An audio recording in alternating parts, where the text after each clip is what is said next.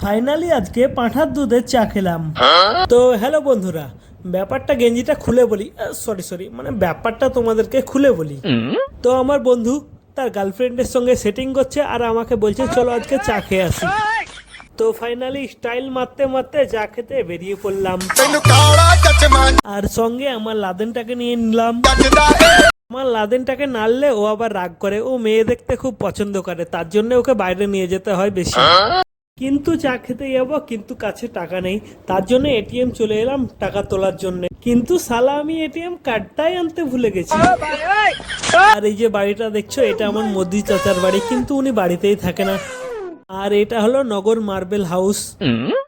এই হন্ডা শোরুমটা দেখে লাগছে ওদের বাবার বিয়ে হচ্ছে, এত লাইটিং করেছে।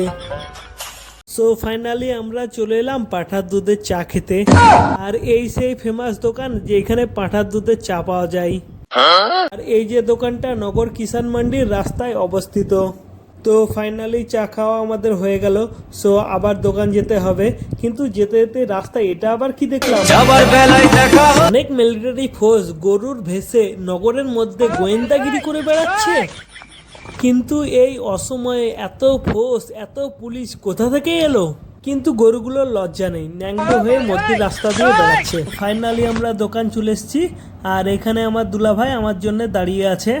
আমার দুলাভাই তার হ্যান্ড ট্রাক্টরটা আমাকে দিল আর বলল যে আমার জন্য একটা বড় ড্রাম কিনে নিয়ে এসো। সো ফাইনালি আমি একটা দোকান থেকে বড় ড্রাম কিনে নিয়ে চলে এলাম। তো বন্ধুরা, আজকের ভিডিও এই পর্যন্ত, আবার দেখা হবে।